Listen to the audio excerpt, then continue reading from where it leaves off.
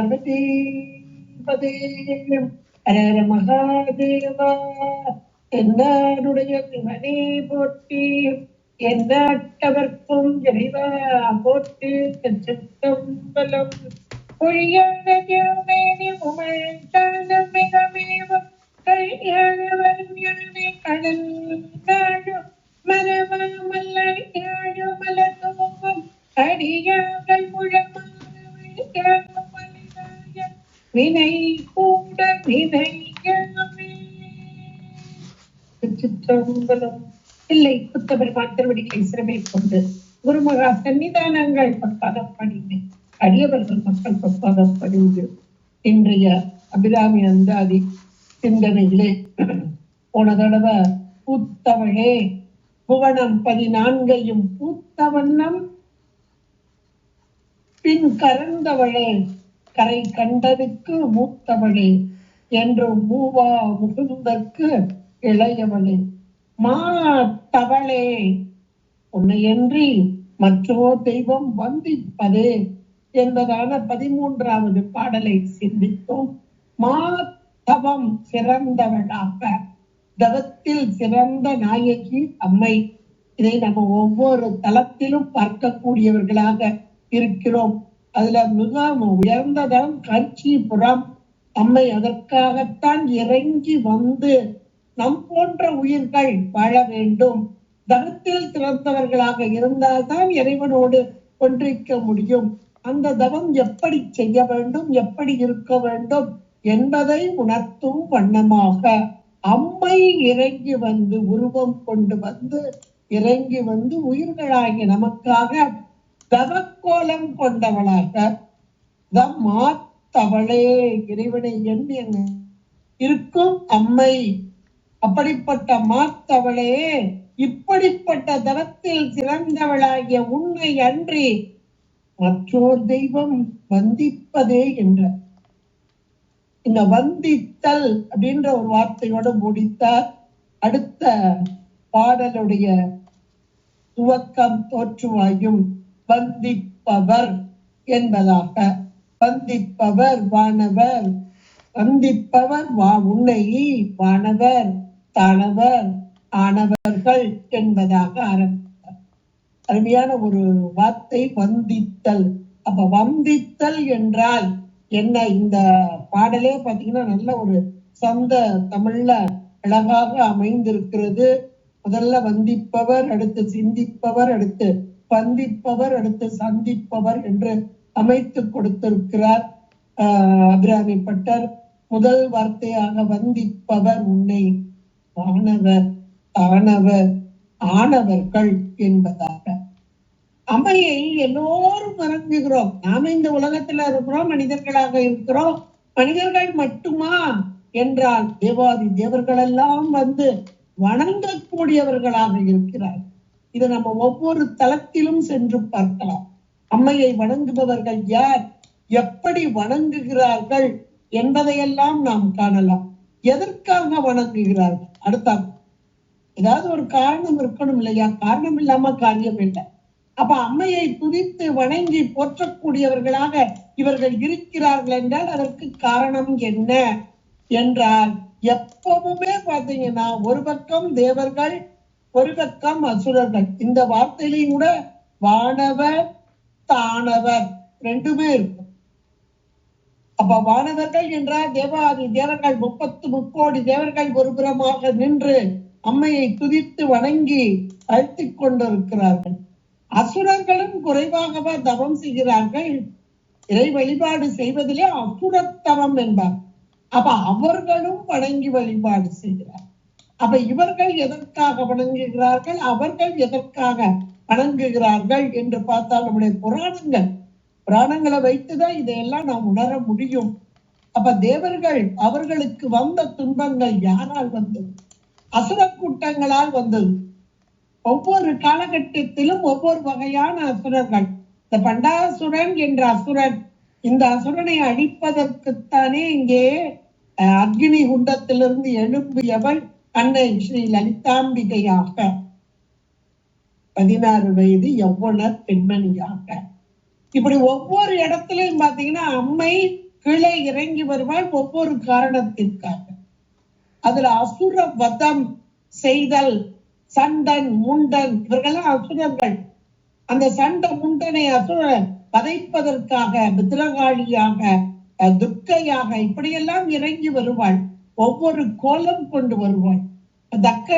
தக்கனுடைய வேள்வி அதை அழிப்பதற்காக இறைவன் தன்னிடமிருந்து ஆற்றலை அங்கே எழுப்ப, அங்க அம்மை தன்னுடைய சக்தியை எழுப்பி பத்ரகாளியாக இன்னைக்கும் பாத்தீங்கன்னா அந்த பத்ரகாளி அங்குள்ள வேள்வியை எல்லாம் அழித்தாள் என்பது வரலாறு. அசுர கூட்டங்கள், வேற ஒண்ணும் இல்லை, அசுர கூட்டங்கள். அசுரர்கள் என்பது தீமையே புரிபவர்கள், தீமையே செய்பவர்கள். அப்படிப்பட்ட தீமை செய்பவர்களை ஒருத்து தண்டித்து, ஏன்னா இவர்கள் ஒவ்வொரு முறையும் இந்த தேவர்களுக்கு துன்பம் செய்து கொண்டு, தேவர்கள் என்பது நன்மையே, நல்ல ஒரு எண்ணங்கள், அதோட சாத்வீக குணம், இதுதான் தேவ குணம் என்று சொல்வார்கள். அசுர குணம் என்பது தாமச குணம், எப்பொழுதும் சோம்பேறியாக நமது குணம். இதெல்லாம் பார்க்கும் போதே பார்த்தோம். சாத்வீக குணம் வெண்மையாக, ஒளியாக, பொறுமையாக, அன்பாக இருப்பது சாத்வீகம், இது தேவகுணம் என்றெல்லாம் பார்த்தோம். அப்புறம் ராட்சச குணம், அப்புறம் தாமச குணம். தாமச குணம் தான் அசுர குணம் அதிகமாக. ஏன்னா இந்த தாமச குணம் என்பது மந்த புத்தி, அறிவில் குறைவு. முதல்ல அறிவில் குறைவுதான். எப்பவுமே பாருங்க, அசுரர்களுக்கு அறிவு சற்று குறைவாக இருக்கும். அறிவில் சிறந்தவர்கள் தேவர்களாக இருக்கும். இது ரெண்டும் நேர் எதிர்மாறாக. அதனால் ஆனா பலத்தில் அதிகமாக இருக்கும். ஒவ்வொரு முறை இவர்களுடைய பலம் ஓங்கும் போது அவர்களுடைய உலகத்தை பற்றி கொள்வார்கள். அதனால் அவர்களுக்கு துன்பத்தை கொடுப்பார்கள்.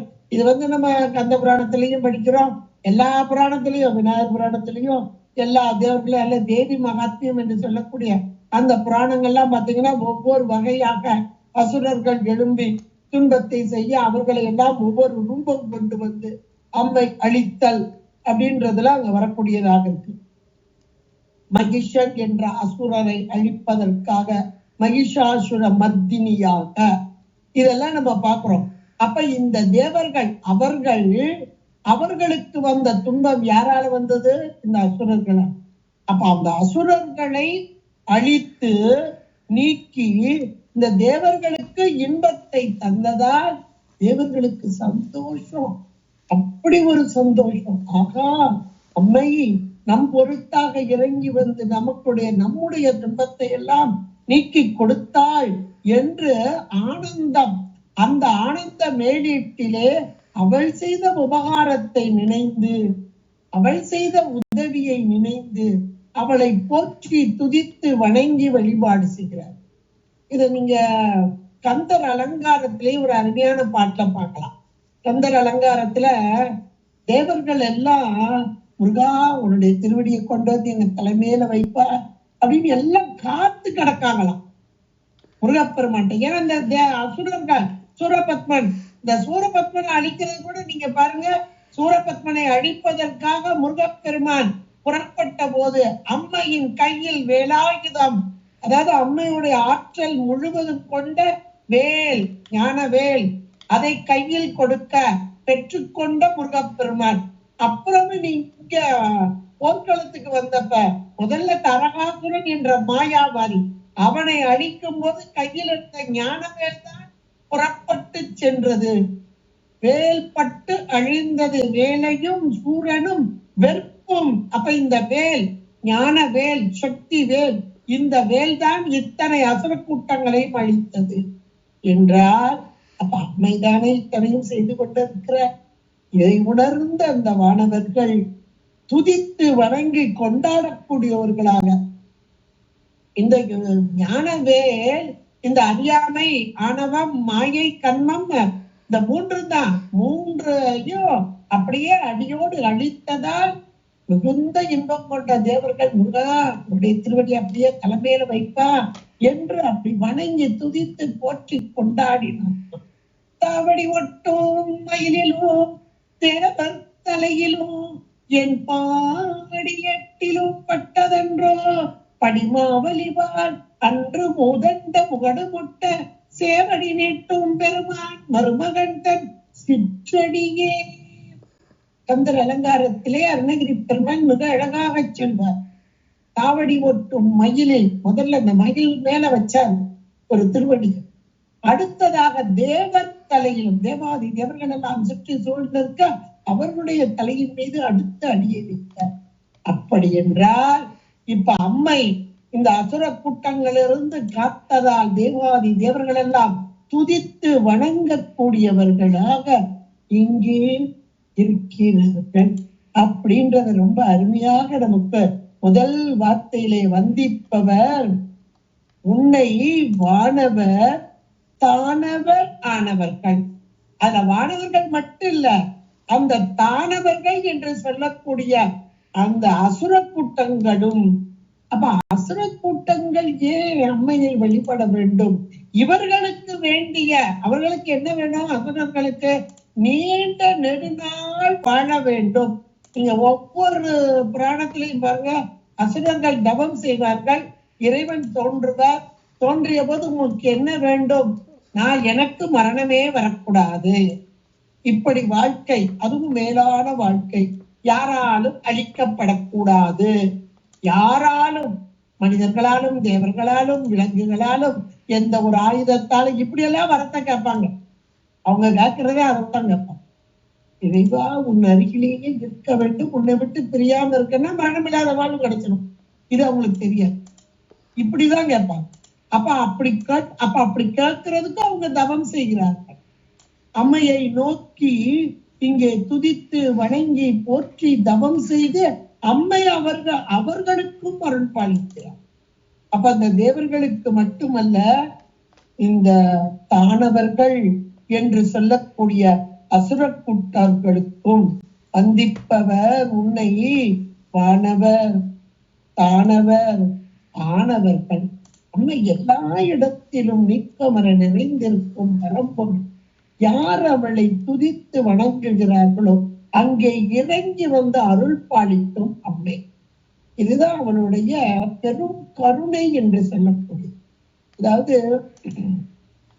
இந்த பெருமைகளை எல்லாம், அவளுடைய பெருமைகளை இந்த பட்டியல் போட்டு சொல்றது நம்முடைய சாக்த வழிபாட்டுல உண்டு. சாக்த வழிபாட்டுல அம்மையை வழிபடக்கூடியது. இப்ப அபிராமி பட்டர் அப்படித்தான் அவளுடைய பெருமைகளை எல்லாம் சொல்லிக் கொண்டு வருகிறார். நமக்கு லலிதா சகஸ்ரநாமாவளி அதைத்தானே சொல்லிக் கொண்டு வருகிறது. இப்போ சாதாரண உலகியல்ல எடுத்துக்கோங்களேன், ஒரு நடுத்தரமான ஒரு குடும்பம், அந்த குடும்பத்திலே ஒரு விசேஷம், ஒரு கல்யாணம், அந்த வீட்டுல அந்த பொண்ணுக்கு கல்யாணம். அப்ப அந்த குடும்பத்திலே இருக்கக்கூடியவர் ஒருவர் ஒரு பெரிய நிறுவனத்திலே பணிபுரிகிறார். அப்ப அவருக்கு இவர் போய் பத்திரிகை எல்லாம் வச்சுட்டு வர்றார்.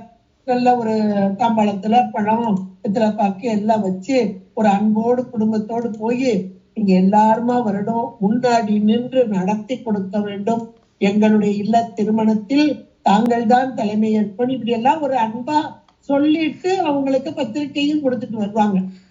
ஆனா அவர்கள் வருகிறார்களா வரலையா அப்படின்ற ஒரு மனதிற்குள் எண்ணமும் இவர்களுக்கு இருக்கும். மனதிற்குள்ள எண்ணமும் இருக்கும், ஐயோ அவங்க பெரியவங்க, அவங்க எல்லாம் வர முடியுமா, வருவாங்களா அப்படின்னு ஒரு எண்ணம் இருக்கும். ஆனா அன்போட கொடுத்துட்டு வந்துருவாங்க, அந்த பத்திரிகையே கொடுத்துட்டு வந்துருவாங்க. அவங்க எப்படியாவது வரணும் மனதிற்குள் எண்ணிக்கொண்டு இருப்பார்கள். வர வேண்டும் என்ற எண்ணமும் மனதிற்குள் இருக்கும், வரமாட்டார்களா என்ற இயக்கமும் இருக்கும்.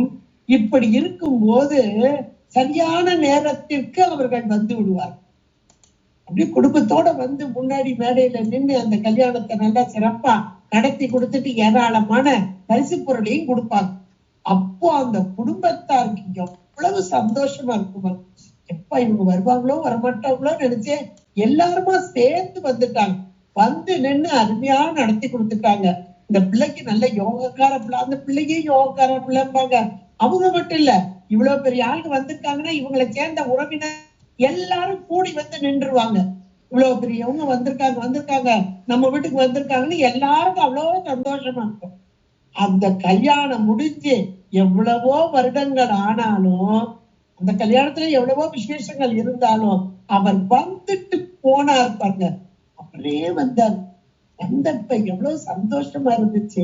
அவர் வந்து இவ்வளவுலாம் சீரும் கொடுத்துட்டு போனாரு, வாழ்த்திட்டு போனார் அப்படின்னு திரும்ப திரும்ப சொல்லி சொல்லி சொல்லி புகழ்ந்து கொண்டே இருப்பார் அந்த குடும்பத்துல உள்ளவங்க. யோசிச்சு பாருங்க, சாதாரணமான ஒரு உலகியலில் நடக்கக்கூடிய ஒரு சாதாரண ஒரு சம்பவம். இது எல்லாருக்கும் ஒரு அனுபவமாவே இருக்கும். மேலானவர்கள் வந்து நம்முடைய இல்லத்திற்கு வரும்போது இவங்களே நம்மகிட்ட வந்துட்டாங்க, இவங்களே வந்துட்டாங்க. அதே போல இங்கே அம்மை யாரெல்லாம் இவளை துதித்து வணங்கி வாழ்த்துகிறார்களோ அவர்களுக்கு அப்படியே வந்து அருள் புரிதல். அதான அவள் அருளாகவே இருக்கிற பொண்ணை. இங்கே வந்திப்பவர்கள் உன்னை இந்த தேவாதி தேவர்களின் துன்பங்களில் இருந்தெல்லாம் இவள் காத்ததால் இந்த அம்மையை இந்த தேவர்கள் எப்படி துதித்து வணங்கி போற்றி வாழ்த்துகிறார்கள். அதை போல அசுர கூட்டங்கள் ஒருபுறம், தானவர்கள், தானவர் ஆனவர்கள், அசுர கூட்டம் ஒருபுறமாக நின்று அம்மா எங்களுக்கு வேண்டிய சக்தியையும் எங்களுக்கு வேண்டிய அந்த மரணமில்லாத தன்மையையும் நீயே தர வேண்டும் என்று அசுர கூட்டங்களும் ஒருபுறமாக நின்று அம்மையை துதித்து வணங்கி வாழ்த்தி கொண்டிருப்பதை இங்கே பார்க்கலாம். ஒரு அருமையான காட்சிய நம்முடைய கண் முன்பாக கொண்டு வருகிறார் அபிராமி பட்டர். அதாவது ஒரு பெரிய அரண்மனை, அந்த அரண்மனையில இருக்கக்கூடிய மகாராணியாக இருக்கக்கூடியவள். அந்த மகாராணி உள்ள இருப்பா, அவ சிம்மாசனத்துல இருப்பா. அவளை பார்ப்பதற்காக எத்தனையோ பேர் காத்து கொண்டு இருப்பார்கள். அப்படியே எல்லாரும் கூட்ட கூட்டமா அவர்களை ஒழுங்குபடுத்தி உள்ளே அனுப்பி கொண்டு இருப்பார்கள். ஒவ்வொருத்தரா இப்படி வாங்க, இந்த பக்கம் இப்படி வரணும், இந்த பக்கம் இப்படி வரணும், இவங்க இப்படி வரணும் அப்படின்னு ஒவ்வொருத்தருக்கும் ஒவ்வொரு பாதையை கொடுத்து ஒவ்வொருவராக வந்து ஆசீர்வாதம் வாங்கிட்டு போங்க, அப்படி பார்த்துட்டு போங்க அப்படின்னு சொல்லி அப்படி ஒழுங்குபடுத்துவார்கள். இவ்வளோ பெரிய அரண்மனையில் பெரிய சிம்மாசனம், ரத்தின சிம்மாசனம் விட்டு அம்மை அப்படி அந்த ஓலக்கம் என்று சொல்வார்கள் அங்கே அமர்ந்திருக்க, அம்மை அமர்ந்திருக்க இப்படி எல்லோரும் வருகிறார். ஒருபுறம் வானவர்கள் வருகிறார்கள், ஒருபுறம் தானவர்கள் வருகிறார்கள். இந்த வானவரும் தானவரும் வந்திப்பவர்களாக தொழுது போற்றி அவளுடைய பெருமைகளை எல்லாம் சொல்லி போற்றக்கூடியவர்களாக இருக்கிறார்கள் இந்த வானவரும் தானவரும். அடுத்து உள்ள அரண்மனைக்குள்ள போனா அங்க ஓரமா 2 பேர் உட்கார்ந்து இருக்காங்க. ஒருத்தர் திசை முகர், திசைக்கு ஒரு முகமாக கொண்ட பிரம்மன், நான் முகன், 4 திசைகளும் நோக்கிய வண்ணமாக இருக்கும் நான் முகன் பிரம்மன். அடுத்த பக்கத்துல கொஞ்சம் முன்னாடி ஒருத்தர் உட்கார்ந்து இருக்கிறார், அவர் நாரணர், நாராயணன். இவருக்கு அப்பா, வேற ஒண்ணும் இல்ல. அவர் முன்னாடி உட்கார்ந்து இருக்கார், இவர் கொஞ்சம் பின்னாடி உட்கார்ந்து இருக்கார். 2 பேரும் எப்படி இருக்கிறார்கள்? சிந்தித்துக் கொண்டு இருக்கிறார்கள். சிந்திப்பவர், அவர்கள் வந்தித்துக் கொண்டு இருக்கிறார்கள், இவர்கள் சிந்தித்துக் கொண்டு இருக்கிறார்கள். இதெல்லாம் ஒவ்வொரு பக்குவ நிர்ணயம் என்று சொல்லக்கூடியது. தங்களுக்கு செய்த உபகாரங்களுக்காக அவர்கள் வந்தித்துக் கொண்டு இருக்கிறார்கள். இவர்களோ இவர்களுக்குரிய தொழில் என்ன தொழில், இவர்கள் செய்த இவர்களுடைய குவாலிபிகேஷன், தகுதி, அதை நோக்கி அம்மையை நோக்கி வேண்டிய போது இந்த பிரம்மனுக்கு படைப்பு தொழிலையும் நாரணருக்கு காத்தல் தொழிலையும் கொடுத்தவள் அம்மை. அம்மைதான் கொடுக்கிறார். 5 தொழிலையும் புரிய வருபவள் அம்மையே. இறைவனுடைய ஆற்றலே, இறைவனுடைய சக்தியே, பரனிலிருந்து வெளிப்பட்ட சக்தி பராசக்தியாக, அந்த பராசக்தி தான் 5 தொழில் புரிய வருகிறது. 5 தொழிலையும் ஒவ்வொருவர் மூலமாக நடத்தி கொண்டு, ஆனால் அவர்கள் சுதந்திரமாக செய்ய முடியாது. இவள் அவர்களை அதிர்த்து நின்று செயல்படுத்துவார். இவளுடைய ஆணை இல்லாமல் அவர்கள் செய்ய முடியாது. இவளுக்கு அம்மையுடைய ஆணையின் வழியாகத்தான் அவர்கள் செய்ய முடியும். அதனால் அம்மையுடைய ஆணை கிடைக்க வேண்டும், இந்த தொழில் செவ்வனே செய்ய வேண்டும் என்பதற்காக அங்கே 4 திசை முகர். திசை முகர் என்பவர் பிரம்மா. எல்லா வேதங்களையும் கற்று தெளிந்த பிரம்ம சிந்தித்தல். இந்த சிந்தித்தல் என்பது யோக நிலையில் ஒன்றித்தல். அந்த ஒன்றித்து இருக்கும் போதுதான் அம்மையுடைய ஆணை இவர்களுக்கு கிடைத்து அதன் மூலம் இவர்கள் செயற்பட முடியும். அதனால் அந்த சிந்தித்தல் என்பது யோக நிலையிலே ஒன்றித்து, அதுலயும் பக்கத்திலேயே அவருக்கு முன்பாக இவர் இருக்க பிரம்மன், அதற்கு முன்பாக அங்கே திருமால் இவரை காட்டிலும் மேலானவர், சற்று மேலான தவத்தை, இவருடைய ஒவ்வொரு தவ பக்குவம் அதை வச்சுதான் அவர்களுக்கு அந்த தொழில் கொடுக்கப்பட்டது. சாதாரணமான கொடுக்கப்படல. அந்த தொழில் செய்வதற்கு இவர்கள் தகுதியுடையவர்கள். அவர்கள் செய்த தவத்தினால், இந்த பூலோகத்திலே அவர்கள் செய்த தவ ஈட்டம், அதனால் அவர்களுக்கு அந்த பதவி கொடுக்கப்படும். அப்போது சுதந்திரமாக செயல்படுறதுக்கு அல்ல, அம்மையின் ஆணையின் மூலமும். அப்ப அந்த ஆணையின் மூலமாக செயல்பட வேண்டும் என்றால் உள்ளிருந்து அம்மை நடத்த வேண்டும். உள்ளிருந்து நடத்துதல் என்பது இவர்கள் ஒன்றித்து இருக்க வேண்டும், அம்மையோடு ஒன்றித்து இருக்க வேண்டும். அது யோக நிலை. அந்த யோக நிலைதான் இங்கே இவர்கள் அங்கே அமர்ந்திருக்கிறார்கள். அந்த அரண்மனை ஏராளமான கூட்டம் நிறைந்திருக்கிறது. அதில் அங்கே வானவர்கள் தானவர்கள் எல்லாம் இங்கே வந்து அம்மையை போற்றி புகழ்ந்து கொண்டிருக்க, இவர்கள் 2 பேரும் கொஞ்சம் உள்ளே இருக்க, அதிலும் முன்பாக திசைமுகரும் அடுத்து உள்ளே அங்கே நாரணருமாக எந்த நிலை? யோக நிலை, சிந்தித்தல் என்ற அந்த நிலை.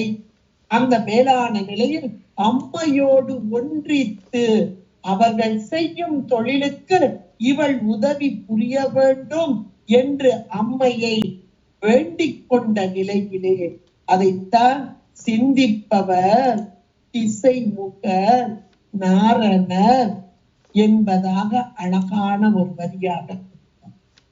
அடுத்ததாக இன்னொருத்தர் அங்க இன்னும் கொஞ்சம் உள்ள போனா, சிந்தை உள்ளே பந்திப்பவர் அழியா பரமானத்தர். சிந்தை உள்ளே. இப்ப அடுத்த ஒருத்தர் யார் அப்படின்னா, ஒடுக்குதல் என்ற ஒரு தொழில், அழித்தல் என்று சொல்வார்கள், உண்மையிலே ஒடுக்குதல். இந்த உலகம் படைக்கப்பட்ட ஒரு பொருள், தோற்றிய ஒருவனால் தோற்றுவிக்கப்பட்டது. அந்த தோற்றுவித்தல் என்பதே அம்மைக்குரியதுதான். அதுதான் படைப்பு தொழில். அது படைத்து காத்து இவ்வளவு கால நிர்ணயம், இவ்வளவு காலம் இருக்க வேண்டும் என்று வைத்து கால நிர்ணயம் காத்து, அதன் பின்பாக தனக்குள்ளே ஒடுக்கி, அந்த ஒடுக்குதல் என்ற நிலையிலே யாரை நிர்ணயித்திருக்கிறார் என்றால், இந்த ஒடுக்குதல் செய்தல் என்பது சாதாரணமானதில்லை. நீங்க சுத்த தத்துவம் ஒண்ணு விளக்க எல்லாரும் படிச்சிருப்போம்.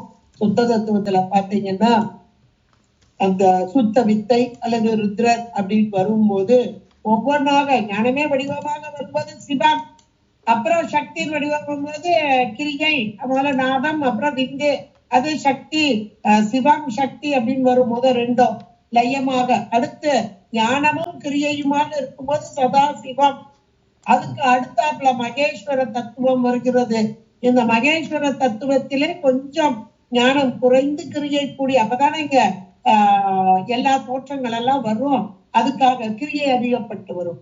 அடுத்து வரக்கூடிய அந்த ருத்ரன் சுத்த வித்தை என்ற மாத்திரத்தில் ஞானம் அதிகமாக, அப்ப ஞான பாகம் அதிகமாக, கிரியை சற்று குறைவாக. அப்ப இந்த இடத்துல ஒடுக்குதல் என்ற ஒரு தொழிலுக்கு, ஒடுக்குதல் என்ற தொழிலுக்கு ஞானம் அதிகமாக செயல்படுதல் அப்படின்றதாக வரக்கூடியதாக இருக்கும். இப்ப அம்மை எப்படி அந்த மூன்றாவதாக உள்ள ஒடுக்குதல் என்ற தொழிலுக்கு யாரை நியமிக்கிறார்?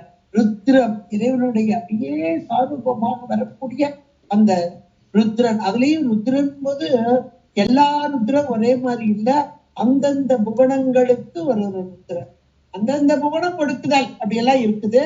அது நம்ம உண்மை விளக்கத்திலையும் இதுல எல்லாம் நம்ம கொஞ்சம் படிச்சிருப்போம், சாத்திரங்கள்ல படிச்சிருக்கிறோம். இப்ப இந்த ஒடுக்குதலான தொழிலை செய்பவர் இறைவனே என்று சொல்வார்கள். இறைவனே. அது ஏகதேச ஒடுக்கமாக, முழு சர்க்காரமாக, அந்த சங்கார மூர்த்தி தான் முதல் சூத்திரமும் அதாவது சங்கார காரணனே. அவன் தான் எல்லாவற்றையும் யார் முழுமையாக ஒடுக்கிறானோ அவன்தான் தோற்றுவிப்பவன் என்பதாக. இப்ப அந்த சங்கார காரணனாக இருப்பவன் என்றால், சங்காரம் என்றால் ஒடுக்குதல், நல்ல வகையில் ஒடுக்குதல்.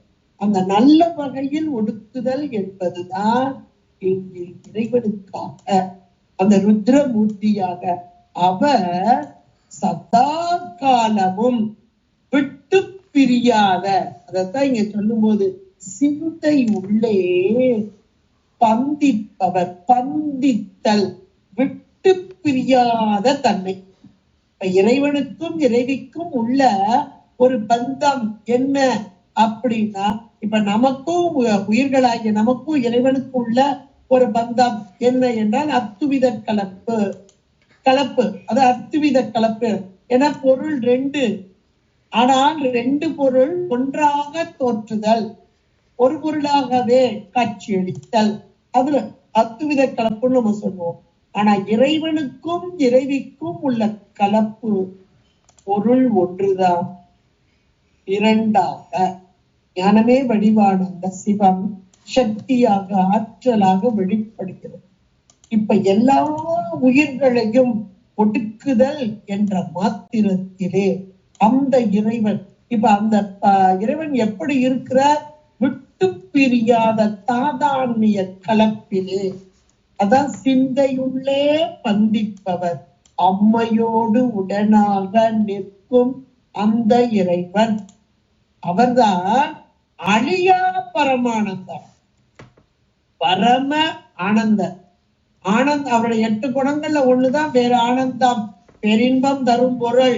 அதுல கூட இந்த ஆனந்தம் என்ற சொல்லுக்கு ஆண் குட்டல் அந்தம். ஆண் என்றால் பசுத்தன்மை, நம்முடைய பசுத்தன்மையை நீக்குதல். சிவன், இந்த சிவன உயிர்களாகிய நம்முடைய பச்சுன கட்டுதல், கட்டப்பட்டு இருக்கிறோம், மலத்தோடு கட்டப்பட்டு இருக்கோம், மலக்கட்டுகளிலிருந்து நீக்குதல், அதான் ஆனந்தர். அதுல பரமானந்த மேலான ஆனந்தத்தை தரக்கூடியவர், மேலான இன்ப வடிவான இறைவன், இன்பமே வடிவான பரம்பொருள். அந்த பரம்பொருள் எப்படி இருக்கா? அம்மையோடு இருக்குதா? சிந்தையுள்ளே பந்திப்பவர், விட்டு பிரியாத அந்த தாதான்மிய கலப்பிலே இருக்கக்கூடியது. அப்ப ஒவ்வொருத்தருக்கும் ஒவ்வொரு விதமான வார்த்தைகளை போடுறார் பிராமிப்பட்டர். முதல்ல வந்திப்பவர் என்றார், கணவர்கள்லாம் வந்து துதித்து வணங்கக்கூடியவர்களாக சொன்னார். அடுத்து சிந்திப்பவர் என்று சொன்னார், அந்த யோக நிலையிலே ஒன்றித்து இருந்து இவள்தான் அந்த தொழிலை செய்வார், ஆனால் இவர்கள் மூலமாக, அப்ப இவர்கள் மூலமா செய்யணும் அப்படின்னா அவர்கள் அம்மையை நோக்கி அங்கே யோக நிலையிலே ஒன்றித்து இருக்கிற அதை சிந்தித்தல், ஒன்றித்து நிற்றல் அப்படின்றத அங்க போட்டார். அடுத்து ஒடுக்குதலாகிய அந்த தொழிலை, சம்ஹார தொழிலை புரியக்கூடிய அந்த பரமானந்தர் அம்மையோடு கூடி சாதான்ய கலப்பிலே இருந்தவர். முக்கியமான டிபார்ட்மெண்ட் இங்கதான் கொடுத்திருக்கிறார். ருத்ரனுக்கு ருத்ர வடிவம் கொண்ட இந்த 3 தொழிலையும் ஒவ்வொருவருக்கும் கொடுத்திருக்க அம்மை. கொடுத்தாலும் இவளே அதற்கு நாயகியாக இருக்கிறார். 5 தொழில் புரிபவள் அம்மை என்றுதான் இந்த 3 தொழில் இங்க சொல்லப்பட்டதாக இருக்கிறது. அப்படி சிந்தையுள்ளே பந்திப்பவர். இன்னொரு வார்த்தை பாருங்க, அழியா பரமானந்தம். சரி, அந்த பரமானந்தம் என்றாலே பேர் ஆனந்தத்தை, இன்பத்தை, ஏன்னா கட்டுகளிலிருந்து விடுபட்டாலே உயிர்களுக்கு ஆனந்தம் தான். கட்டுகள்னாலே ஆனந்தம் தான். அந்த ஆனந்தத்தை செய்யும் இறைவன். அதுலயும் பரமானந்தம், மேலான ஒரு ஆனந்தம் தரக்கூடிய இறைவன். அவரும் அழியா பரமானந்தர். அந்த அழியா என்ற சொல் சத்து என்றும் உள்ளது. மற்ற எல்லா பொருளும், உலகத்து பொருளெல்லாம் தோன்றி நின்று அழியும், இறைவன் ஒருவன் தான் என்றைக்கும் உள்ள நித்த பொருள், அழியாத பொருள், அந்த சத்தான பொருள், பேரறிவான பொருள், ஆனந்தம் தரும் பொருள், சச்சிதானந்த பொருள். அப்ப அம்மையோடு ஒன்றித்து இருப்பது யார் என்றால் மேலான சச்சிதானந்த பொருளான இறைவன். இறைவன் வேறு, இறைவி வேறு அல்ல என்பதை மிக அழகாக இந்த பாடலில் எடுத்து சொல்லிவிட்டார். சிந்தையுள்ளே பந்திப்பவர் அழியா பரமானந்தர். இவ்வளவு பேரையும் வரிசையா சொல்லிட்டு கடைசியில சொல்றாரு பாருங்க, பாரில் உன்னை. பார் என்றால் இந்த உலகம். இந்த உலகத்திலே பூமியிலே உன்னை சந்திப்பவர்க்கு, சந்தித்தல் அப்படின்னு ஒரு வார்த்தை போடுற. நாம தான் இன்னைக்கு இந்த பாரில் உன்னை சந்திப்பவர் என்றால் நம் போன்ற ஆன்மாக்கள், உடல் எடுத்த சகல வர்க்க ஆன்மாக்கள் அம்மையை சென்று வழிபாடு செய்கிறோம் திருக்கோவில்களை. ஏன்னா அம்மையை வழிபாடு செய்தல் என்பது எங்கும் நீக்கவர நிறைந்திருக்கும் பரம்பொருள். உயிர்களாகிய சகல வர்க்க ஆன்மாக்களாகிய நமக்கு எளிதாக புரியுமன்னாக திருக்கோவில்களிலே திருவுருவம் கொண்டு காட்சி தரும் அம்மை. ஒவ்வொரு தலத்திலும் ஒவ்வொரு திருநாமம் கொண்டவளாக அழகாக காட்சி தரும் அம்மை. ஒவ்வொரு தலத்திலையும் எடுத்துக்காங்க அம்மையுடைய பெருமைகள் அப்படி பட்டியல் போடலாம். ஒவ்வொரு விதமாக காட்சி தந்து ஒவ்வொரு விதமான அற்புதங்களை நிகழ்த்தி கொண்டிருக்கும் அம்மை. அப்ப பாரில் இந்த உலகத்தில் நாம் அவளை வழிபட வேண்டும் என்றால் முதல்ல கோவில் வழிபாடுதான். கோவில்ல இருக்கக்கூடிய சிலா ரூபமாக இருந்து நமக்கெல்லாம் அருள் புரியும் அம்மை. சிலா ரூபமா மட்டும் இல்ல, உருவமே இல்லாம அருவ நிலையில இருக்கு. திருப்பெருந்துறையில எல்லாம் போய் பாருங்க, அம்மைக்கு உருவமே கிடையாது. அது நம் போன்றவர்கள் அந்த ஜன்னல் வெளியே அப்படி பார்க்கலாம். அவர் மட்டும்தான், பூசாரி மட்டும்தான் அந்த பூசை செய்யும் போது உள்ள அப்படி போறதுக்கு ஒரு வழி இருக்கு. அப்ப அந்த அருவ நிலையில் இருந்தாலும் இன்னைக்கு அங்க நின்று வழிபாடு செய்யறோம். அம்மையை கண்டு வழிபாடு செய்யக்கூடியவர்களாக இருப்போம். உருவ நிலையாக இருந்தாலும் சரி, அருவ நிலையாக இருந்தாலும் சரி, அம்மையை இந்த கோவில்ல சென்று வழிபாடு செய்வது என்பது மேலான ஒன்று. அது ஒவ்வொரு கோவிலும் இருக்க ஒவ்வொரு அம்மையும் ஒவ்வொரு விதமாக நம்ம வழிபாடு செய்வது என்பது இன்னைக்கெல்லாம் கண்கூடா பார்த்துக்கிட்டு இருக்கோம். அப்ப பாரில் உன்னை சந்திப்பது, அந்த வார்த்தை என்ன போல போய் வழிபாடு செய்வதுன்னு போடல, சந்திப்பவர்க்கு அப்படின்னு ஒரு வார்த்தையை போட்ட. இந்த சந்திப்பது என்றால் என்ன? முதல்ல வந்திப்பர் தெரிஞ்சது, சிந்திப்பவர் தெரிஞ்சது, பந்திப்பவர் விட்டு பிரியாத ஒரு உறவு, அது வந்தித்தது என்று தெரிஞ்சது. அப்ப சந்திப்பவர் என்றால் தரிசனம், அம்மையை தரிசித்தல். நம்ம எத்தனை பேர் கோவில்ல போய் அம்மையை தரிசி, நாங்க தினசரி போறோங்க, அம்மை அழகா இருப்பா, எங்க ஊர்ல எல்லாம் பாகம்பிரியா நின்றது கோலத்துல அவ்வளவு அழகா இருப்பா, பார்த்துட்டே இருக்கலாம் போல இருக்கும். அவ பாவாடை கட்டினாலும் அழகா சின்னஞ்சிறு பெண்ணா இருப்பா, புடவை கட்டினாலும் அழகா ஒரு பதுமை போல பெண்ணாக இருப்பா, ஒரு மடிசார் கட்டினா மாமியை போல அழகாக இருப்பார். எந்த கோலத்தில் எடுத்தாலும் அந்த கோலத்திற்கு தகுந்தாற் போல அழகா இருப்பா, பார்த்துக்கிட்டே இருக்கலாம். இதுதானே தரிசித்தல். போனோம் பார்த்தோம், எப்பா கண்கொள்ளா காட்சி. இன்னைக்கு அம்மா அப்படியே அருள் பௌர்ணமி நேரங்கள்ல பூம்பாவாடை, பூக்களால் அலங்காரம், இப்படியெல்லாம் நாங்கள் பார்க்கிறோம் என்பதாக நாம் சொல்லலாம். ஆனால் சந்திப்பவர் என்று இவர் சொன்னார் என்றால் இவர் மேலான ஒரு நிலையில் இருந்தவர்.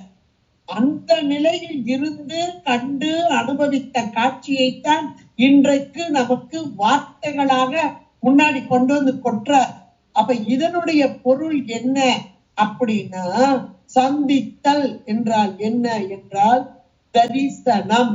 தரிசனம் என்பது கண்ணால நம்ம உடம்பு கொடுக்கப்பட்டிருக்கு, இதுல கருவிகள் கொடுக்கப்பட்டிருக்கு. இந்த கண்ணால் காணுதல் என்று நாம் நினைத்து கொண்டிருக்கிறோம். கண்ணால் கண்ட காட்சி அப்படியே உயிர் அறிவிலே பதிய வேண்டும். இதுதான் மேலான தரிசனம். இதுல நமக்கு சொல்வாங்க, திருவண்ணாமலை நினைக்க முக்தி பார்க்க, காசி இறக்க முக்தி பார்க்க, சிதம்பரம் தரிசிக்க முக்தி. அவருடைய பாடல் ஒரு அருமையான பாடல் வரும். சிதம்பர தரிசனம் எல்லாரும் வந்திருக்காங்க, அவ்வளவு பேரும் பார்த்துட்டு இருக்காங்க, அப்ப அவ்வளவு பேருக்கு முக்தி கிடைக்குதா அப்படின்னு இவர் பாக்குறா, எல்லாரும் வந்திருக்காங்க, தேவர்களும் பார்த்துக்கிட்டு இருக்காங்க, இந்த மனிதர்கள் எல்லாம் இவ்வளவு கூடி இருக்காங்க, தரிசித்து கொண்டு இருக்கிறார்கள். அப்ப தரிசித்தவர்கள் எல்லோருக்கும் முக்தியா என்றால் ஒரு பெரிய கேள்வி அதுல வரும். அப்ப தரிசனம் என்றால் என்ன? அப்படி கண்ணால் பார்ப்பது தரிசனமா என்றால் அது மட்டும் இல்லை. ஆன்மா தரிசிக்க வேண்டும். ஆன்ம தரிசனம். இப்ப தசங்காரியங்கள்ல எடுத்து பார்த்துட்டீங்கன்னா முதல்ல தத்துவங்கள் தரிசனம், தத்துவ சுத்தி வரும். ஆன்ம ரூபம், ஆன்ம தரிசனம், ஆன்ம சுத்தி வரும். சிவ ரூபம், சிவ தரிசனம். அப்ப இறைவனை தரிசித்தல் அதுல வருது பாரு. அப்ப அந்த 8வது நிலையில வரும். ரூபம் கொண்டு வருதல் அப்படின்னாலே இறைவன் உருவம் கொண்டு வந்துட்டார். உருவம் கொண்டு வரும்போதுதான் ஆன்மா ஆகா நான் ஒரு அறிவு பொருள் என்பதை உணர்வு. அதான் அந்த சிவ ரூபத்தில் ஆன்ம தரிசனம். இந்த இடத்தில் அப்படியே தத்துவங்கள் நீங்க பெறுதல் அப்படின்லாம் நம்ம பார்க்கிறோம். அப்புறம் 9ஆம் சூத்திரம் வரும்போதுதான் 9ஆம் சூத்திரத்தில் தான் இங்க 8ஆம் சூத்திரத்துல சிவரூபம் தான். இந்த 9, 10 தான் சிவ தரிசனம். அந்த தரிசித்தல் என்பது நீ வேறு நான் வேறு அல்ல என்ற அந்த உணர்வோடு ஒன்றித்தல். அந்த ஆன்மா உயிர்களாகிய நாம் ஒரு பக்குவ நிலையை அடையும் போது உயிருக்கு உயிராக இருக்கும் இறைவனை கண்டு, அதுதான் தரிசனம். உயிருக்கு உயிராக இருக்கும் இறைவனை கண்டு. அப்ப ஆன்மா ஒரு அடுக்கோட அந்த தத்துவங்களோடு கூடி இருக்கும்போது காண முடியுமானா காண முடியாது. அது நீக்கம் பெறும் போது காணுதல். இத நீங்க அருளாளர்களுடைய வாழ்க்கையில வச்சு பார்க்கணும். தரிசனம். கண்ணப்ப நாயனார் மேல் நோக்கி செல்கிறார். அந்த காலத்தி மலையில் மேல் நோக்கி செல்கிறார். அப்படி செல்லும் போது முன் செய்த தவத்தின் தவ ஈட்டத்தின் காரணமாக இவருடைய உடல் இலகுவானது. இலகுவானது என்ற பாத்திரத்தில் தத்துவங்களிலிருந்து நீக்கம் பெற்றார். தத்துவ சுத்தி. அந்த தத்துவம் கடந்த நிலை. அந்த தத்துவத்தை பொது உடல் இலகுவாகிவிடும். அந்த இலகுவான அந்த நேரத்திலே அப்ப மேல் நோக்கி போய்கிட்டு இருக்காரு அந்த காலத்தி மலையில. முன்னாடி நாணனும் இப்ப இவருக்கு அந்த மேலான தவ ஈட்டத்தால் உள்ளத்துக்குள்ள பெருக்கடுக்குது அன்பு. இந்த தரிசனம்ன்ற இடத்துல அன்பு முதல்ல முன்னாடி வரணும். அந்த வரிகளை வீட்டுல நீங்க பெரிய புராணம் வச்சிருந்தீங்கன்னா எடுத்து பாருங்க.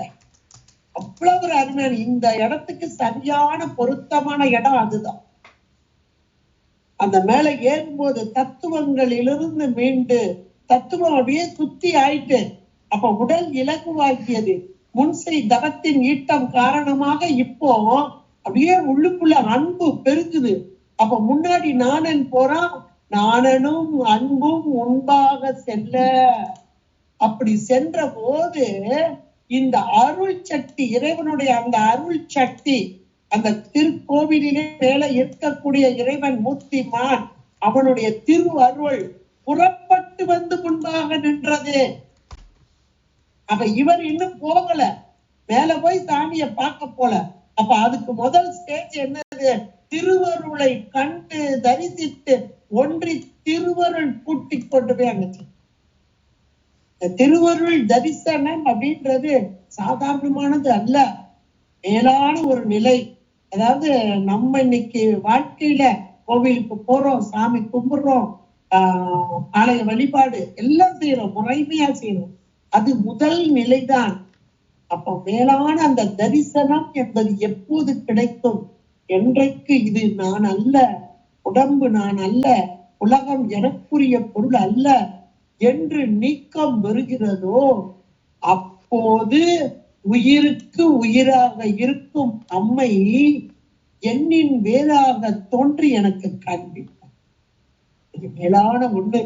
இந்த தரிசனத்தை தான் இங்கே பாரில் ஒரு வார்த்தையை போட்டார். பார் என்றால் இந்த உலகம், இந்த உலகத்திலே சகல வர்க்கமாக இந்த மாயை என்ற உடலோடு கூடிய ஆன்மாக்கள் இதை நீங்க நம்ம அருளாளருடைய வாழ்க்கையிலையும் ஒவ்வொன்றையும் வச்சு பார்த்தா கூட தெரியும். அந்த நல்ல ஒரு பக்குவம் பெற்ற நிலையில இருக்கும் போதுதான் இப்ப உமாபதி சிவம்லாம் அந்த பல்லக்குல வரும்போது இங்க உட்கார்ந்து பார்த்த மறைஞான சம்பந்தம் இருப்பான். குருமார்கள் கண்டுகொள்வார். இது பக்குவம் பெற்ற ஆன்மா, ஆனாலும் உலகியலில் இருக்கிறது. அப்ப உலகம் எனக்கு வேறானது என்று நீக்க வேண்டும். அது நீக்குதல் நம்மால முடியாது. குரு வர வேண்டும், வந்து இந்த திருவை உணர்த்த வேண்டும். இதெல்லாம் அப்படியே ஒரு படிமுறையில.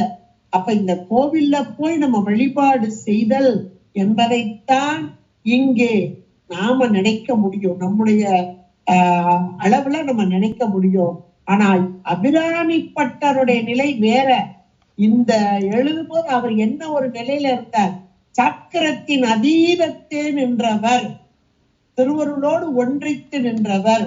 இந்த உலகம், இந்த உடல், ஆனால் உடல் என்ற அந்த தத்துவத்தை கடந்த மேலான நிலையிலே அம்மையை ஒளி ரூபமாக தரிசித்து கொண்டு, தரிசித்து மட்டும் இல்ல, கலந்து நின்றவர். நாம தரிசிக்கவாது செய்யணும். அதான் இந்த பாரில் உன்னை சந்திப்பவர்க்கு. அப்ப இந்த உலகத்திலே உன்னை சந்திக்க முடியுமானா முடியும். இந்த உடலோடு கூட முடியுமானா முடியும். என கண்டவர்கள் எழுதி வைத்து விட்டார். நேரில் கண்டவர், அம்மையை நேரில் கண்டவர் இந்த அபிராமிப்பட்டவர். அப்ப பாரில் இந்த உலகத்தில் சகலவர்க்கு ஆன்மாக்களாகிய நம் போன்றவர்கள் அம்மையை நினைந்து உருகி அப்படியே தியானத்தில் இருந்தால் அம்மை எளிதாக வந்து நமக்கு காட்சி கொடுக்கும்.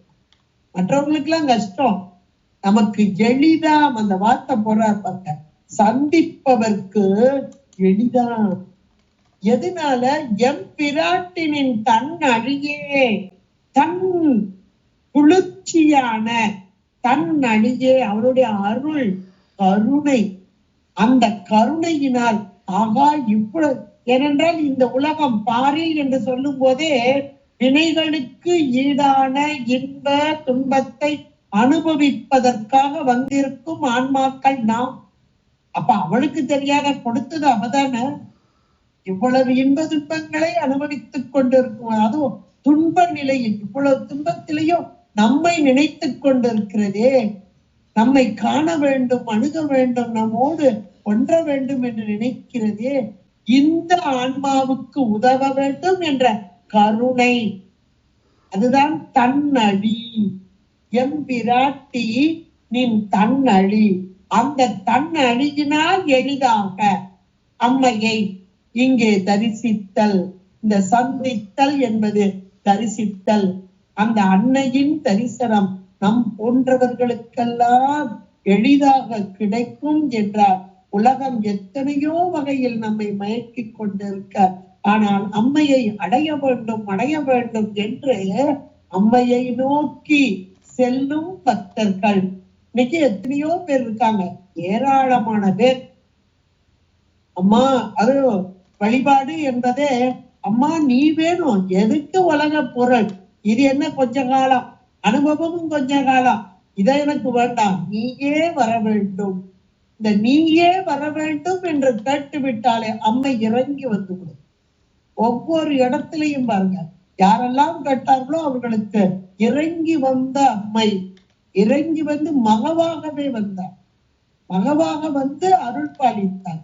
அப்புறம் நம் போன்றவர்கள் தரிசிக்க சென்றால் எப்படியெல்லாம் அவள் காட்சி தந்தார். நீங்க இந்த திருவண்ணாமலையில் வாழ்ந்த குரு நமச்சிவாயர், அவருடைய வரலாறு கிடைச்சா எடுத்து படிச்சு பாருங்க. அவருடைய வரலாறுலாம் பார்த்தா ஆச்சரியமான ஆச்சரியம், எவ்வளவு பெரிய ஆச்சரியம். ஒவ்வொரு தளத்திற்கும் அவர் போகும்போது ஒரு நிமிஷம் நினைப்பார், அங்க உள்ள அம்மையத்தான் கூப்பிடுவார். இந்த திருவண்ணாமலையில இவர் குகை நமச்சிவார் 2 மத யானைகள் ஒரு தனியிலே கட்டப்படக்கூடாது, நீ செல் சிதம்பரத்துக்குன்னு முதல்ல இவர் யோசிப்பார். குருவே உண்மை விட்டு நான் பிரிவதா என்று அப்படியே கலங்கி நிற்பார், மனம் கலங்கி நிற்பார். நீ போப்பா, அங்க போய் பாரு, அந்த சிதம்பரத்தில் சென்று இறைவனை காண், அந்த ஆனந்த புத்தனை காண், அந்த ஆனந்த கூத்தன் தெரிந்தால் வந்துவிடும், நான் தெரிந்தால் அங்கே ஒரு பக்குவ நிலை.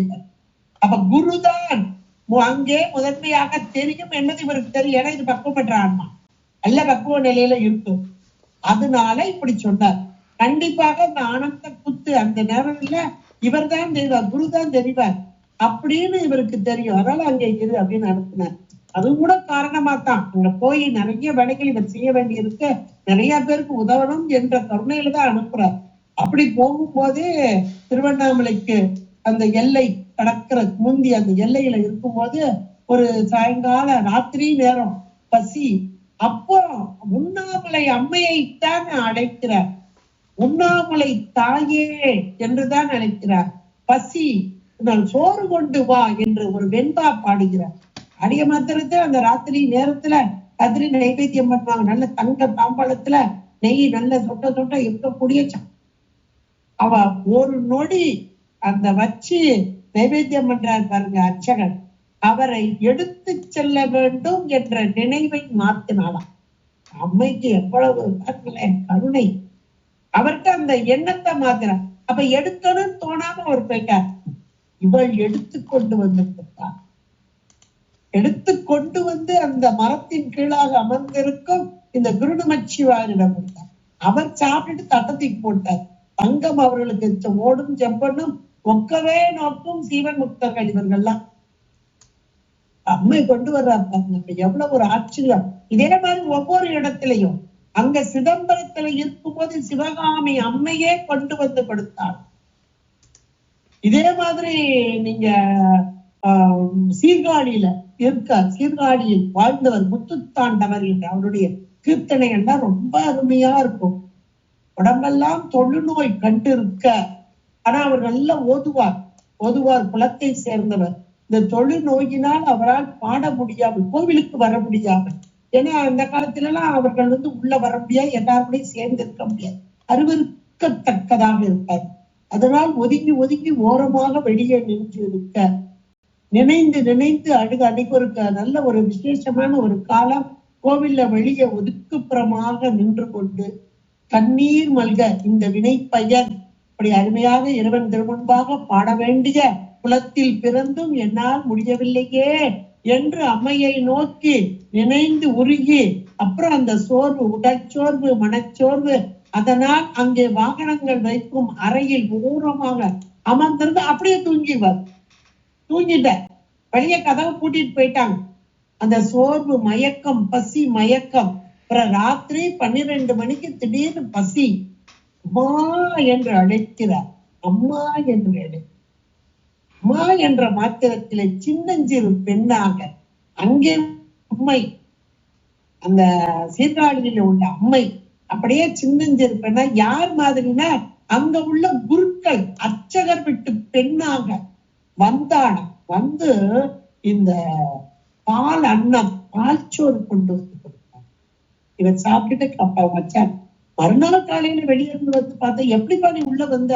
நான் வெளியவே போகலையே, இங்கேதானே இருக்கிறேன், குருக்களுடைய பொண்ணுதானே எனக்கு சாப்பாடு, குருக்கள் பொண்ணு கொடுத்தா, ராத்திரியா வந்துச்சு, என்ன கதை விட்டுட்டு இருக்க அப்படின்னு அவருடைய முகத்தை பார்த்த போது முகத்தில் தெரிந்த ஒளி, தேஜஸ், அந்த ஒளி அம்மையுடைய அருளை காண்பித்த அந்த தன்னழி என்பது அதுதான். அம்மை தன்னுடைய அருள் ஒளியை பிரகாசிக்க வைத்து விடுவாள். அப்படி கொடுத்து அந்த பெண் அந்த பால் சோறையும் கொடுத்துட்டு ஒரு வார்த்தை, சிதம்பரத்திற்கு செல் என்பதாக சொல்ல, சிதம்பரத்திற்கு சென்றார். அங்க இருந்தா பாடுறார், எம்மை பாடு என்ற போது எப்படி பாடுவேன், இந்த பூமி, இந்த சிதம்பர தரிசனம் அப்படியே மேலான ஒரு சொர்க்கம் என்பதாக இந்த சிதம்பர தரிசனம் பெற்றவர்கள் முக்தி. இந்த தரிசனம் என்பதுதான் இங்கே சந்தித்தல். யாரெல்லாம் அம்மையை நினைந்து ஒவ்வொரு வரலாறுலையும் நீங்க ஒவ்வொருத்தர், அதாவது சாக்த வழிபாட்டிலே அம்மையை வழிபட்டவர்களுடைய வரலாற்றை எடுத்து பார்த்தால் இறங்கி எளிதாக வந்த பிராட்டி, எளிதாக வந்து அருள் பாலித்த பிராட்டி, எது வேணுமோ அப்படியே கொடுத்துட்டு போயிருப்பான். ஒவ்வொரு இடத்துல அகிலாண்டேஸ்வரியாக இங்க இருக்கக்கூடிய அம்மை தானே இன்றைக்கு காலமேக புலவர் அப்படியே கொட்டும் மழையாக கொட்டும் வண்ணமாக கொடுத்தாள் என்றால் ஞானத்தை, பெரிய ஞானத்தை கொடுத்தவள். குமரகுருபர சுவாமிகளுக்கு அப்படியே நினைந்து நினைந்து அம்மையை போற்றிய போது அம்மையே வாகனமாக, சிங்க வாகனமாக வந்து விட்டார். தமிழை தவிர வேறு மொழி தெரியாத நிலையிலே அப்படியே அந்த மன்னரோடு சேர்ந்து அவர் பேசிய அந்த உருது பாஷையிலே பேச வைத்தவள் அம்மை. இப்படி யாரெல்லாம் அம்மையை சந்திக்கிறார்களோ, அந்த சந்தித்தல் என்பது தரிசித்தல். ஒவ்வொருத்தரும் தரிசிக்கிறாங்க பாருங்க, இதுதான் உண்மையான சந்தித்தல். இதைத்தான் இந்த சந்தித்தல் என்பதுதான் தரிசனம். இப்படி தரிசித்தவர்கள் மேலான முக்தி. அப்படி தரிசனம் கிடைக்குமா என்றால், யார் அன்போடு அம்மையை வழிபாடு செய்கிறார்களோ அவர்களுக்கு எளிதாக வந்தவரார், எளிதாக வந்தவரார். பாரில் இந்த உடலோடு சகலவர்க்கம் ஆகிய இந்த உடலோடு உன்னை சந்திப்பவர்க்கு, அதிலையும் கூட அந்த சந்தித்தல் என்பது தரிசித்தல். அந்த தரிசனம் என்ற மாத்திரத்திலே எல்லா தரிசனமும் ஒரே மாதிரி இல்லை, எல்லாருக்கும் ஒரே மாதிரி தரிசனம் கிடையாது. ஒவ்வொருக்கும் ஒவ்வொரு விதமாக தரிசனம். இதில் அபிராமிப்பட்டருக்கு கிடைத்த தரிசனம் என்பது மேலான ஒளி வடிவமான ஒன்று. ஆதாரத்தில் நின்று பார்த்தல் என்பது ஒன்று, நிராதாரத்தில் காணுதல் என்பது ஒன்று. ஒவ்வொரு ஆதாரத்திலுமாக கண்டு கண்டு கண்டு தரிசித்து மேலான நிராதாரத்தில் அம்மையை 1000 இதழ் கொண்ட தாமரை மலர் மீது அமரச் செய்து ஆன்மாவும் அடிக்கீழாக இருந்து அங்கே சந்தித்து தரிசித்து பேறு பெறும் வாய்ப்பு இந்த உடலோடு கூடிய ஆன்மாக்களுக்கு உண்டு என்பதை அனுபவ பூர்வமாக அமைத்து கொடுத்த அபிராமிப்பட்டர். இந்த வார்த்தைதான் பாரில் உன்னை சந்திப்பவர்க்கு எளிதா. அது ரொம்ப எளிமைண்டார். ஏன்னா இவர் அந்த நிலையில இருந்தார். அதனால நீங்களும் அந்த அம்மையை சந்திக்கலாம். அந்த சந்தித்து அந்த தரிசித்து அந்த மேலான முக்தி பேரை அடையலாம் என்பதா. இதுக்கு காரணம் நாம இல்ல, அவளுடைய தன்னழி. எளிதான் எம் பிராட்டி நின் தன்னழிய, அவளுடைய தன்னழி, அவளுடைய கருணை. அந்த கருணை இல்லை என்றால் அவளை சென்று நாம் சேர முடியாது, தரிசிக்க முடியாது. அதனால் அவளை வணங்கி வழிபட வழிபட வழிபட இங்கே நமக்கு அவள் காட்சி தருவாள் என்பதாக இங்க கொண்டு. எவ்வளவு ஒரு அருமையான பாடல் பாருங்க. வந்திப்பவராக சொன்னார், போற்றி வாழ்த்தி வழிபாடு செய்பவராக சொன்னார், சிந்திப்பவராக சொன்னார். யோக நிலையிலே அங்கே இருந்து அவரவர்களுக்கு செய்யக்கூடியதை அவர்களிடமிருந்து பெறுதல், அது யோக நுட்பத்தினால். அது இங்கே திசை முகராக நாரணராக இங்கே சிந்திப்பவர்களாக நம்முடைய கண் முன்பாக கட்டி கொடுத்தார் அபிராமிப்பட்டர். அடுத்து எல்லா உயிர்களும் ஒடுங்கும் இடம் என்பது தேவன் எம்பெருமான் அந்த ஒடுங்குதல் என்ற அந்த சம்ஹார முத்தம், அந்த சம்ஹாரத்தை செய்யும் இறைவன் எம்பெருமான் ருத்ரன். அந்த மும்மூர்த்திகளில் ஒருவராக இருக்கக்கூடிய அந்த இறைவன் அந்த மும்மூர்த்திகளாக இருந்தாலும் அம்மையுடைய அருளினால் அம்மை இங்கே அப்ப எப்படி இருக்கிறார் என்றால், அங்கே சிந்தையுள்ளே ஒட்டுப்பிரியாத பந்தமாக, ஒட்டுப்பிரியாத பந்தமாக, தாதான்மிய பந்தம். அப்ப இதை செய்பவள் அம்மை. எங்கே ஒடுங்குகிறோம் அங்கிருந்துதான் வெளிப்படும் இந்த பொருள்கள். உலகத்து பொருளெல்லாம் ஒடுங்குகிறது. இந்த மாயை ஒவ்வொரு கலையும் ஒன்னொன்னு ஒடுங்கும். எல்லாம் சேர்ந்து அங்க போய் மாயை என்ற பொருளில் ஒடுங்கும். மாயை எங்கே ஒடுங்கும்? திருவருளில் ஒடுங்கும். திருவருள் எங்க ஒடுங்கும்? சிவத்துல போய் ஒடுங்கும். இப்படியாக இங்கே ஒடுங்குதல் என்பது அந்த ஒடுக்கக்கூடியவர் அவர் பரம ஆனந்தர், அவர் அழியா பரமானந்தர், சத்தான பொருள், சச்சிதானந்த பொருள். அந்த சச்சிதானந்த பொருள் இங்கே சிந்தையுள்ளே வந்திப்பவராக அம்மையை விட்டு புரியாத சாதாரண கலப்பாக இருப்பதை எடுத்து சொல்லி நம்மோன்ற சகலவர்க்க ஆன்மாக்கள், பாரிலே இருக்கக்கூடிய உயிர்கள், உடலோடு கூடிய உயிர்கள், அவர்கள் தரிசிக்க வேண்டும் அம்மையை. அந்த தரிசனம் என்பது எளிதாக யார் மூலமாக? அம்மையுடைய தன்னழகினால் நாம சென்று அடைய முடியாது. அவளுடைய கருணை நமக்கு வந்தால், கிடைத்தால் அவளை அடையலாம் என்பதாக அப்படி வருகிய பட்டியல் போட்டு ஒவ்வொன்றாக எடுத்து சொல்கிறார். இந்த பாடலிலே 14வது பாடலிலே, பாரில் உன்னை சந்திப்பதற்கு எளிதாம் எம்பிராட்டி தன் அழியே என்பதாக அருமையான ஒரு பாடலை அம்மையை நம்முடைய கண்கள் மூலமா நம்ம கண்ணுக்கு முன்னாடி கொண்டு வந்து காட்சி பொருளா வச்சுட்டார். அவ்வளவுதான். பெரிய அரண்மனை, அதுல அப்படியே திருவோலக்கம் செய்து கொண்டிருக்கிறார் ராஜ சிம்மாசனத்தில். அந்த சிம்மாசனத்தில் விட்டு இருக்கும் அம்மையை நாம் கண்டு கழிக்கும் வண்ணமாக அருமையாக ஒரு காட்சியை நமக்கு கண் முன்பாக காட்டிவிட்டார் அபிராமிப்பட்டர். இந்த சந்தித்தல் என்பது தரிசித்தல், தரிசனம் என்பது ஆதாரம் என அந்த பாரில் உன்னை என்றால் சகலவர்க்க ஆன்மாக்கள், அந்த உடலோடு கூடியவர்கள், உடலோடு கூடிய ஆதாரத்திலும் காணலாம்.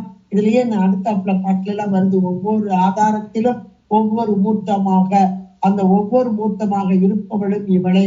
அந்த ஆதாரத்தை கடந்து நிராதாரத்திலே அங்கே ஒளி வடிவமாக அந்த அபிராமிப்பட்டர் கண்டது அந்த துவாதச அந்த பெருவழியிலே 1000 இதழ் தாமரை மலரிலே வீற்றிருக்கும் அம்மையை கண்டு தரிசித்து அந்த நிலையை காணும் பேறு பெற்றவர் நாமும் காணலாம் என்று நமக்கும் காண்பிக்கிறார் இந்த பாடல் மூலமா.